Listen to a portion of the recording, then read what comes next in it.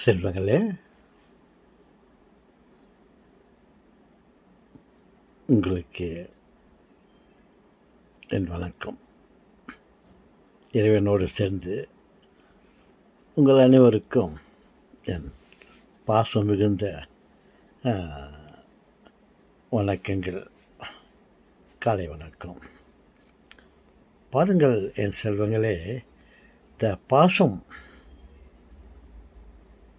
தாய்ப்பாசம் எப்பேற்பட்டது என்றால், அன்றொரு நாள் நான் மைக்கோ ஃபேக்ட்ரியில் வேலை செய்திருந்தேன். அப்பொழுது குரங்குகள் கூட்டம் அதிகம்.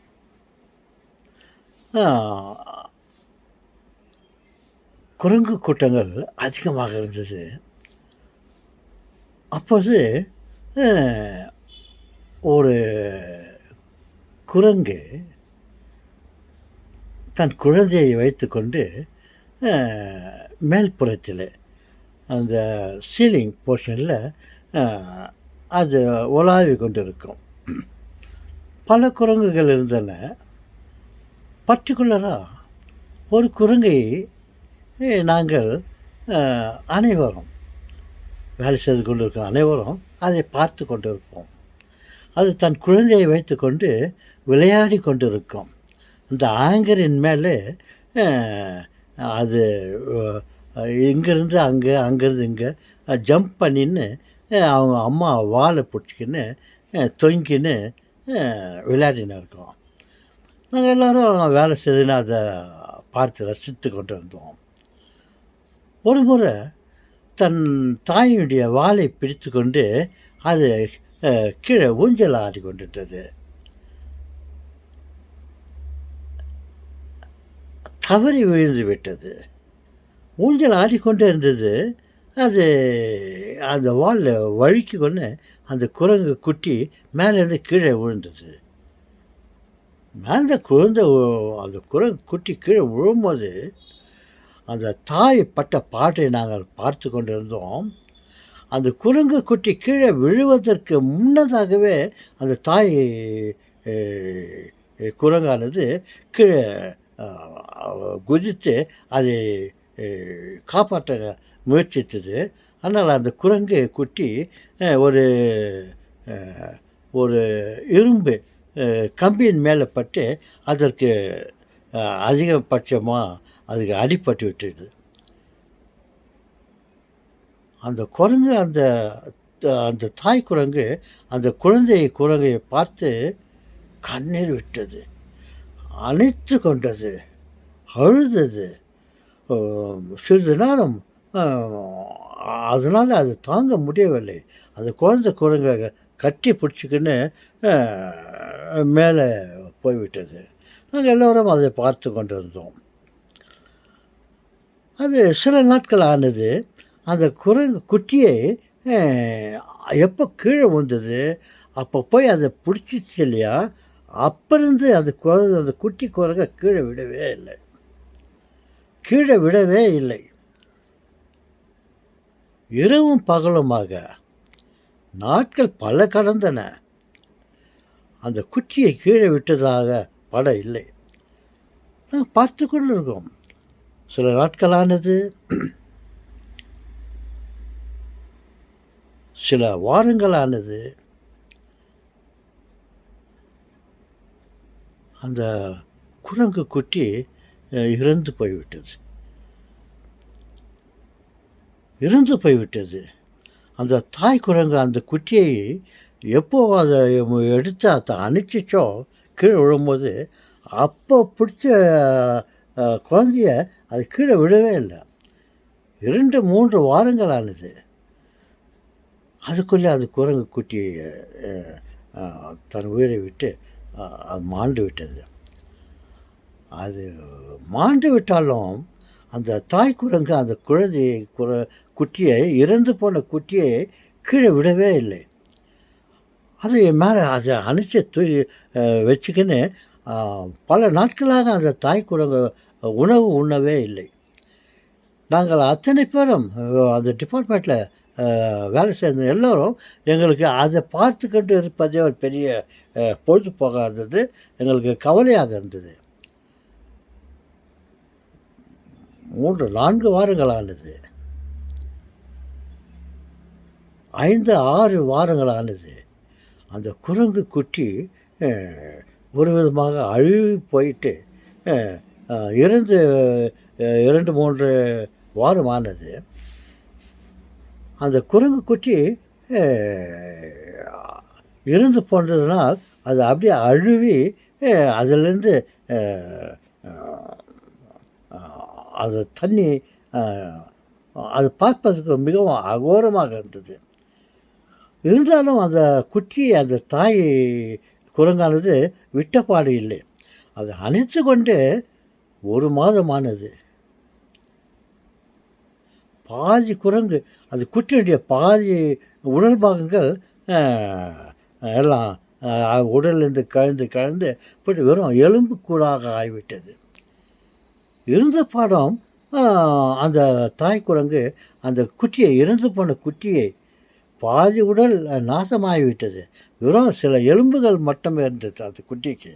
அதை அப்போ பிடிச்சதை அப்படியே வச்சுக்கின்னு அதுக்கு முத்தம் கொடுத்துக்கின்னு அதை அணைச்சிக்கின்னு செத்துப்போன குட்டியை முத்தம் கொடுத்துன்னு அதை மேலே அப்படியே உக்காந்து நடந்துருக்கோம். நான் நினைக்கிறேன் அந்த 2 மாதமாக அந்த குரங்கு சாப்பிடவில்லை என்று நான் நினைக்கிறேன். அந்த குரங்கு கூட பாதி அளவுக்கு அது தாய் குரங்கு பாதி அளவுக்கு அது வீக் ஆகிட்டது. இருந்த பாட்டிலும் அந்த குரங்கு குட்டியை, தன் குழந்தையை கீழே விடவே இல்லை. 2 மாதமானது, 3 மாதமானது. அந்த அந்த அந்த குட்டியை அங்கே பார்ப்பதற்கு இல்லை. அது குட்டியே இல்லை, வெறும் ஒரு எலும்புக்கூடு மட்டும். ஒரு குச்சி, ஏதோ ஒரு கையில் ஒரு குச்சியை வச்சுருக்கிற மாதிரி எங்களுக்கு தோட்டம் அளித்தது. அந்த எலும்பை வச்சுக்கின்னு அது அப்படியே ரொம்ப கவலையாக இருந்து கொண்டது நாங்கள் கண்கூட பார்த்தோம். அதுக்கு என்ன பாசம் பாருங்கள். தன் குழந்தை இறந்து விட்டு இது பட்ட கவலை, வேதனை எங்களால் பார்த்துக்க முடிந்தது. 2-3 மாதங்கள் ஆனது. அப்புறம் எங்களால் தாங்க முடியல. அப்புறம் சரின்னு சொல்லிட்டு ஒரு நண்பர் ஏதோ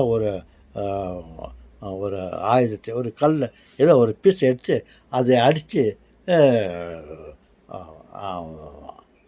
அதை அந்த குச்சி கீழே போட்டு நீ அமைதியாயிருன்னு சொல்லி அதை பலாத்காரம் பண்ணி அந்த கையில் இருக்கிற சின்ன எலும்பு, ஒரே ஒரு எலும்பு தான் கையில் இருந்துச்சு. அது கூட அது கீழே போடல. அது நாங்கள் அதை பலாத்காரம் பண்ணதால் கையிலேருந்து அது நழுவி கீழே விழுந்தது. ஒரு சின்ன எலும்பு துண்டு மட்டும், எலும்பு தலையில் இருக்க சின்ன பீஸ் ஸ்கெலிட் இருந்தது. அந்த மாதிரி அந்த தாய் குரங்கு தன் குழந்தையை எவ்வளோ பாசமாக வைத்து கொண்டது தெரியுமா என்று சொல்கிறாங்களே. எல்லோரும் கண்கலங்கி கொண்டு இருந்தோம். தினந்தோறும் நாங்கள் அதை பார்த்து கொண்டே இருப்பதே எங்களுக்கு பெரிய வேலையாக போச்சு. அதை தூக்கின்னு இங்கேருந்து அது வரையிலையும் போகிறது, அங்கேருந்து அங்கே போகிறது, அங்கே உக்காந்துக்கின்னு அதை பார்த்து முத்து நிற்கிறது, உடம்பெல்லாம் அதை அனுப்பிச்சி விட்னு பாதி உடம்பு நான் சேதமாகிட்டு கடைசியில் ஒரே ஒரு எலும்பு கூடு, ஒரு சின்ன பீஸ் மட்டும் அது கையில் இருந்துச்சு. அப்புறம் எல்லோரும் அதை பலாத்காரம் பண்ணி, ஏன்னா அதை போட்டுட்டு அது கொஞ்சம் நிம்மதியாக சொல்லிட்டு அந்த கையில் இருக்கிற அந்த எலும்பை ஸ்கெல்லை கீழே போட வச்சாங்க. அப்புறம் அது சரின்ட்டு அது அப்படியே போயிடுச்சு. அதுக்கு பிறகு நாங்கள் அந்த குரங்கை நாங்கள் பார்க்கவே இல்லை. பார்த்தீர்களா எவ்வளோ பாசம் தன் குழந்தை மீது. அந்த குழந்தை தன்னோடு விளையாடி கொண்டு இருப்பதை அனுமதித்து அதோட இதுவும் 2 பேரும் விளையாடி கொண்டாங்க. இந்த குரங்கு குட்டியானது தன்னுடைய தாயுடைய வாலை பிடித்து கொண்டு ஊஞ்சல் ஆடிட்டு இருந்துச்சு. அப்படியே கை தவறி அந்த வாலிலேருந்து கை ஸ்லிப் ஆகிட்டு கீழே விழுந்து அதுக்கு இன்ஜூரி ஆகிட்டு அதிலேருந்து அந்த குழந்தை சரி சுகம் பெறாமல் அப்படியே இருந்து கொண்டு 2-3 வாரத்துக்குள்ளே அது இறந்து போச்சு. இறந்து போனதும் மேலே இருக்கிற முடிங்கள்லாம் அந்த சதைங்கள்லாம் அப்படியே அழுவி போட்டு கீழே அது கீழே விழுந்து கொண்டு இருந்தது. நாங்கள் தினந்தோறும் அதை பார்த்துக்கிட்டோம். ஒவ்வொரு நாளும் என்னுடைய ப்ரோக்ரஸை நாங்கள் பார்த்துருந்தோம். முதல்ல செத்துச்சு, அப்புறம் அப்படியே இருந்தது, அது தூக்கி வச்சுருந்தது, இருக்க அந்த முடி கிடி எல்லாம் சிதறி கீழே வந்தது, அப்புறம் பாதி உடலெல்லாம் நான் அழுவி கீழே போயிடுது. அப்போ கூட அந்த தாய் குரங்கு அந்த குட்டி குரங்கு தன் செல்ல குழந்தையை கீழே விடவே இல்லை. கடைசியில் ஒரு சின்ன ஒரு எலும்பு இருக்கிற வரையிலும் அது அதே கையிலே வச்சுக்கிட்டு அதை சாப்பிடவே இல்லை என்று நாங்கள் நினைக்கிறோம். அப்படி ஒரு காட்சியை பார்த்தோம் என் செல்வங்களே. என்ன தாய்ப்பாசம்!